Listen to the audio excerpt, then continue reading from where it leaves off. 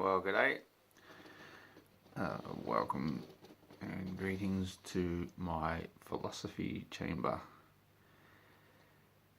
This is where I go to when it's like 11 p.m. and I have to be up again at 4 a.m. I'll probably sleep till 5. Anyway, it's good to see you again.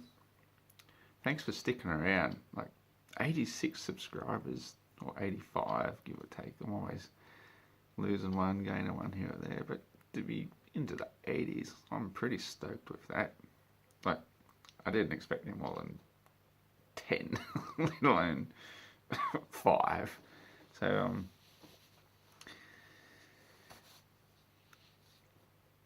tonight's topic is time travel. And it's going to take time to get to that as well. For example, it's already been a minute since I started. According to the timer on this video, it's saying a minute 15 now. Time travel. So we've already travelled through time for over a minute. So we're all basically time travellers. Or are we? I mean, we are still here now. This is pretty much all that exists when it comes to time, is the here and now. Even though that here and then was some time ago, we're still here now. That's the thing about time travel. Here and now. What about in the future? What about now is the future from the past? But it is still pretty much always now. So to travel through time, I think, is one of the greatest philosophical pursuits to contemplate. That's the word I'm looking for. As you can probably see, I've got a big goon of beer here, but it's not behaving very well. But maybe now. Yeah,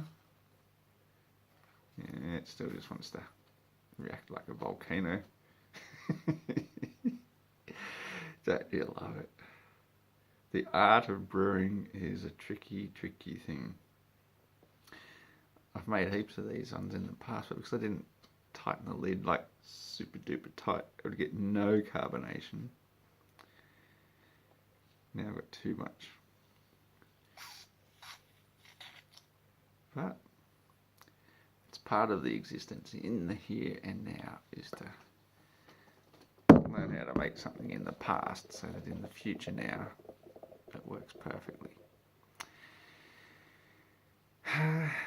It's been a while actually since I've made a rant like this, pretty much because it's been a while since I've actually had the energy to go out on a night walk, take my dog, let the phone charge, and look at the stars.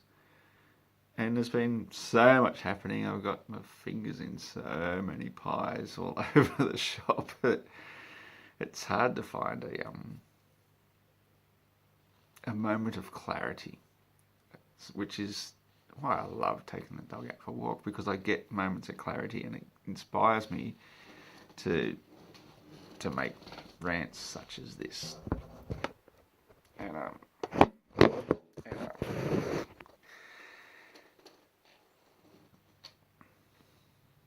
yeah, I really thought about it. There's so many aspects to this flat earth phenomenon that we're somewhat living on. I might actually take this off now. It was cool earlier, but after going out for a 10 p.m. walk, barefooted still in the middle of winter, it rejuvenates the circulation. And it's not so cold actually. It was an interesting night tonight too, by the way, just out looking at the stars until I got a certain amount down the hill, and it actually got quite foggy. And you could smell a bit of smoke in the air too, because people were getting their combustion fires going inside their houses to keep warm. And as I said, it's not that bloody cold. I can understand people in Victoria or mid-western New South Wales or wherever having fires, but this time of year it's only like 23rd, I think, of May. It's not that bad. Let's see if this crap's settled down. I'm fanging for a drink.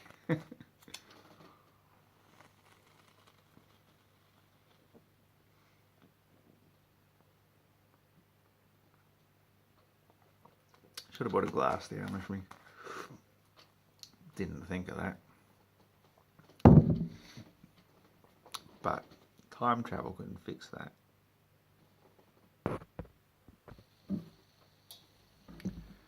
Rightio, so tonight's topic is time travel. And fix that.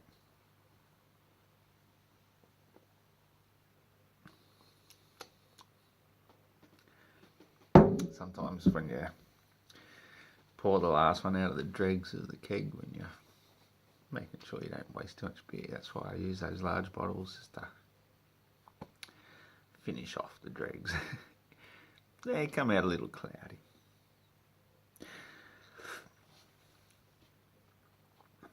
So oh, you're still here now. Time is a measurement. Something we say between this spot here, that spot there, that's 30 centimetres. Actually, that's about 43 centimetres. It's 42 centimetres. I've got a good eye for figures, especially ones with curves.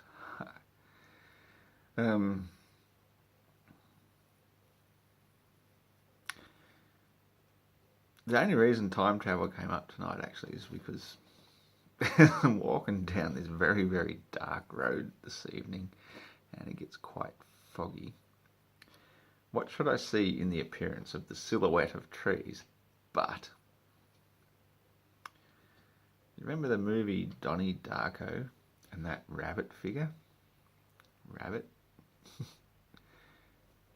That's what I saw. Yeah, pretty trippy, eh?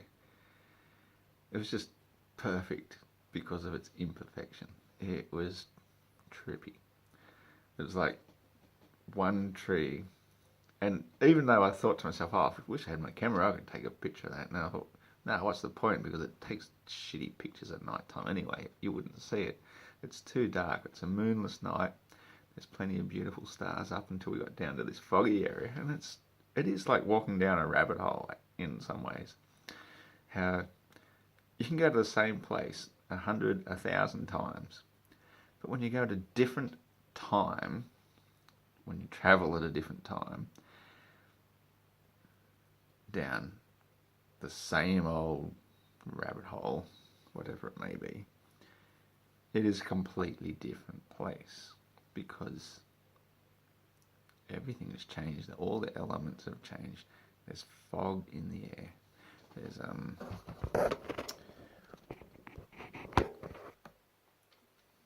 there's just different elements in the air. And so here's this silhouette of trees with a palm tree. And the palm tree had only like two fronds coming out of it. One was sort of bent over like that. Let's just say that, like that. And the other one was like that. And the trees in front of it, I'm making shadow figures here, had the appearance of a rabbit sort of standing up with paw coming out and everything. And no shit, as I got closer down towards it, you could sort of see a rabbit face, like the Donnie Darko figure that he sees when he stands there looking at this rabbit strangely. I did the same thing. I just stood there looking at it strangely, going, this is inspirational for a rant about time travel. It seriously is. That's what that movie ended up being all about. It was all about time travel. The butterfly effect, time travel. So many things. It brought back so many memories, and most of them, I will admit, were Hollywood type memories. Even The Matrix. I think that's a beautiful the word Matrix. It inspired me so many things which I could never fit into a rant, because, you know, a walk takes an hour. A rant I got to do in 5 minutes at a time for each topic. But Matrix itself, Matrix. I shouldn't have drank so much beer.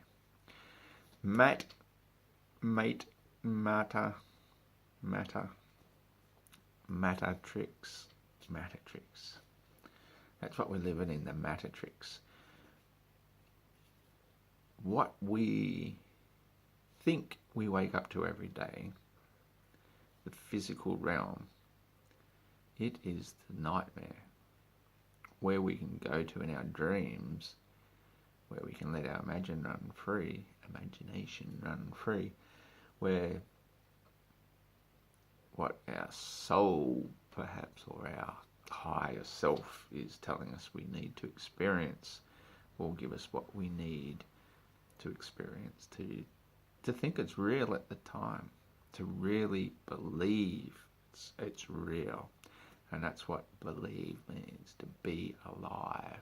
To make believe is to make be alive.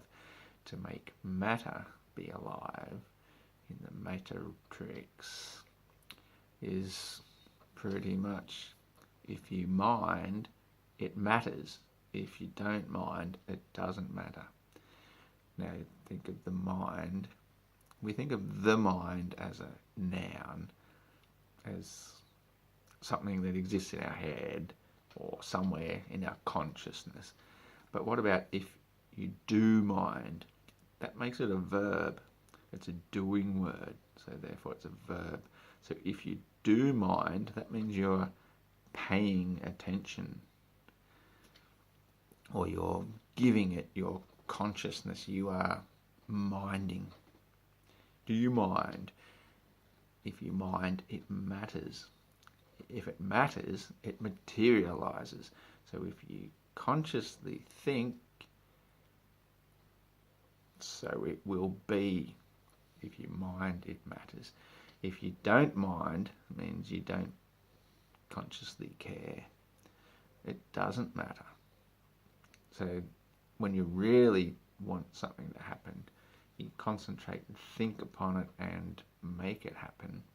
It may not be exactly how you expected it to be, but it will be, because you can make believe, make things be alive, even if it's in your mind. Now, that's the question, where does everything exist? Another thought that came to me, I sort of jumped the gun a little bit there, but there's also that thought about the ghost in the machine. Try to make a sensible discussion about this. What is the ghost in the machine? The ghost in the machine is you and me, because obviously there's 3 fingers pointing back at myself and one up at the sky. Big one up there.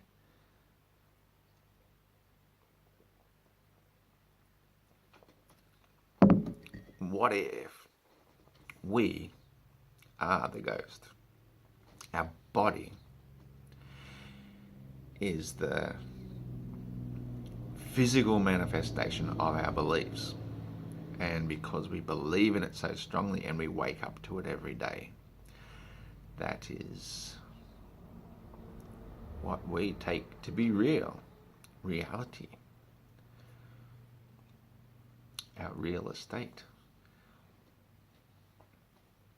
travelling through time. Because where else can it travel? Where else is the world of illusion going to be except in something made up, something manufactured, such as time? The Doctor Who would have something to say about this. So to travel back through time. To travel back through time means to visualize your memories, your more me's, who you really are. Who you are is your memories.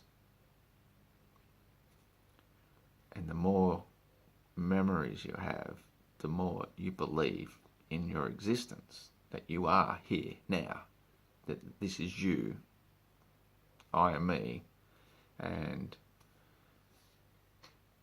this is real. Whereas, what is reality? Okay, there's been many of the great enlightened ones of the past. Jesus is always one he's a good go-to because he's one of the most well-recorded, most famous, but there's been thousands and thousands of Christ-conscious people before and since. But one of the things he was attributed to say is that this is the world of illusion. And what's another concept of a world of illusion, if not a world of dreams? Anything that's an illusion is something that appears to be real, something that comes and goes but isn't eternal. So what is eternal? What is eternal? What? What? What is what? What's their energy? Energy is measured in watts. So energy is eternal. And if E equals mc squared, which is energy equals matter multiplied by the speed of light, then everything is pretty much an illusion, a trick of light into your eye, into the back of your brain, being inverted into images, false illusions. So everything is a false illusion. So while we are travelling through time,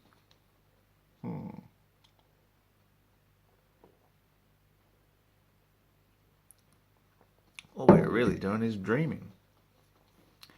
But we keep waking up to the same dream, which makes it a repetitive dream, which makes it some kind of nightmare. So what do you do to break this illusion and turn it with tricks? The mate-glix. Turn the matrix around to make it how it should have been in the first place. Are we happy with the way things are at the moment? From what I can gather, from what I see, from what I spend, a lot of time on Facebook and YouTube and Facebook, is pretty much all of my highly enlightened or learned or conscious or awakening friends and associates are not happy with the way things are. There's obviously been some sort of force, a negative force, manipulating the way things are into our illusional reality to make things not how we'd like them to be. So how do we change that? With some make-believe. Absolutely. The power of thought is how you make things be alive. So when you get indoctrinated with false beliefs, you're already trapped in that prison. It's this globe earth prison, for example, that makes you think everything is finite. that you are insignificant, that you live on a tiny speck of nothing compared to the bigness of everything else, that this world is nothing. And so therefore it makes you accept what you're given as reality, even more so because this is all you got. You can't change anything. This is how it is. You are nothing. You are this tiny, tiny, tiny little random chance fucking accident of an exploding cosmos that doesn't give a fuck about you. So therefore, shut up, do your job, pay your taxes, pay your fines, grow old and die, and maybe reproduce plenty of offspring in the meantime so that you can keep the big lie going and going and going, spinning and spinning and spinning through space. Yeah, that's what the globe lie is all about. Indoctrination, so that people who believe in a flat earth, a flat infinite earth, look like the crazy ones. Yeah. Because we've opened up our minds enough to actually look beyond the horizon, look for the curvature, look for a reason to believe that water can curve around a ball and stick underneath it, and so can ships and boats and people and continents and all the rest, because we believe in the mass thought of attraction makes you believe in that false heliocentric concept that makes the whole universe spin around the sun. The whole universe must be going around the sun, because how else was I out there tonight looking at the Southern Cross, here now in winter when it was there in summer, but I'm now on the other side of the sun looking the other direction and still seeing the same star. So they're all going around. Every single one of us are going around the sun. That is Lucifer worship. That's what it is. Wake up and feel the flat earth. We are not moving, we're not spinning, we're not racing through space. The only space we're racing through is that space in your head with weird, crazy thoughts racing through so fast that you don't have time to stop and think about it and just go, oh my God. The earth is flat. It's still. The stars are moving around us. The sun and moon are moving around us. Water is flat and level. And potentially this infinite plane that just so happens to give us our bodies, our clothes, our shelter, the air we breathe, everything around us, this infinite flat plane, which is pretty much the best definition of a God you could ever find, gives us everything, goes on and on and on forever. Which means that our little earth, trapped here in this tiny little teardrop of water, is the insignificant dot. To believe that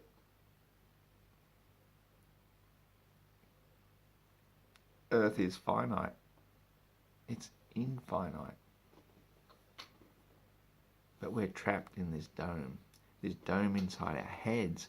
This head is the dome that you live in.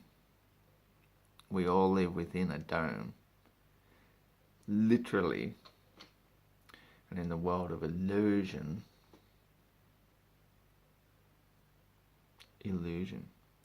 ill or I'll, you, Zion, I'll see you in Zion. That's illusion. The Zionists have tricked us into believing that this is reality. The tricks. Give me a second. Alright, can I hear for a third?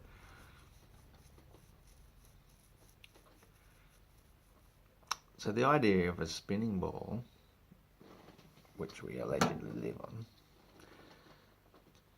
spinning faster than the speed of sound, but it takes 24 hours to go around because it's so big. Can you just imagine that? Something moving faster than the speed of sound, but because of its bigness, barely seems to be moving at all. That's the first lie. It's the first big lie. That's the false fruit that you've eaten, is to believe in the spinning ball Earth. Absolutely false fruit.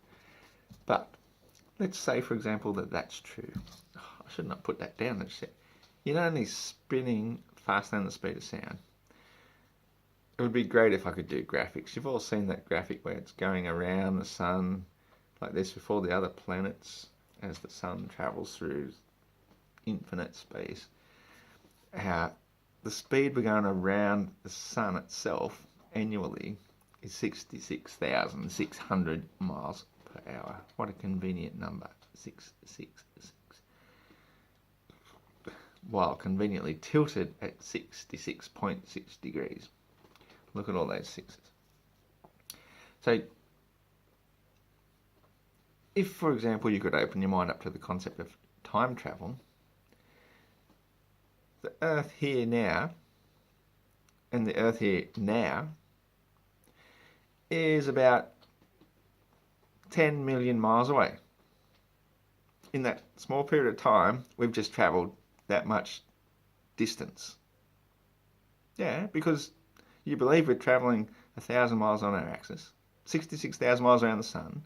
Well, the sun travels 450,000 miles through the galaxy, while the whole galaxy goes around the Great Attractor at 200 million miles an hour. Who knows what other speed you might attach to the Great Attractor. But you are talking about massive, massive, massive figures of speed which none of us can actually seriously comprehend in our heads. You know, go walk for 1 mile and then think to yourself that in that period of time the Earth has moved 1,000 just on its axis, and then it's moved some nearly 700,000 around the sun. This is how fast the Earth is supposed to be moving while we feel no movement. We experience no movement. We see it looking flat and still. And that's just the first two tiny little movements. You can't even comprehend those. Then to be travelling through space around the sun at the same time. Then imagine, okay, somebody actually could time travel. Imagine the calculations that they would have to be able to work out between being here now and here now would mean something not even our greatest computers could really actually pinpoint down to the spot that they'd have to be so that you don't actually turn up halfway through the ground, you know, half your body buried in the ground, or halfway through a wall, or 50 miles into outer space. You know, there's so many variables to trying to believe in a concept. If you can understand it for 2 seconds of what the reality that you've been indoctrinated with to believe in, whereas quite simply, I can travel through time in my dreams very readily, because in my dreams, yes, it is the world of illusion, but it feels so very real at the time. In fact, it feels just as real as this place I am here right now. Sometimes even better, because I can do other things there, such as fly sometimes, should I choose to, or jump down great heights and land on my feet. Here in this one, you can't really do those things. You can picture them in your head, but they don't come to fruition. So here in this world of illusion, it's not the one I prefer to live in. I prefer the one where I can jump down great heights, or I can just launch myself into the air and fly around. The world of make-believe is just as real as this one. They all exist inside my head. And what you're seeing only exists inside your head, because nobody else is thinking your thoughts for you or looking through your eyes for you. In the world of illusion, we've been duped to be living in this matrix, this world of tricks, this mat of illusion.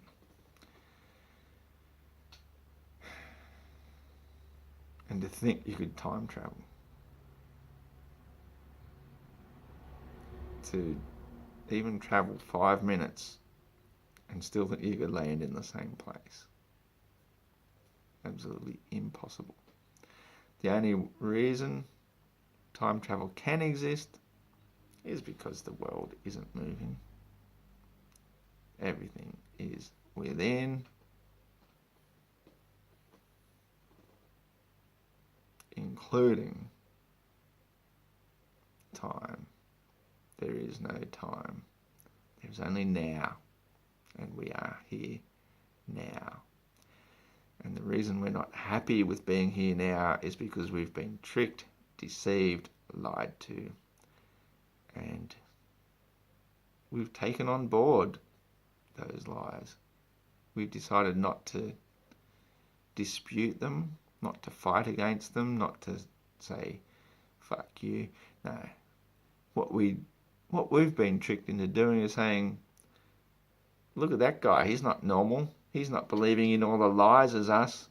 Let's stand up against him and make him look like a fool and ridicule him and put him down back down where we are, into hell. The only way is up, out of this world of illusion. That's why they call it enlightenment. Be the light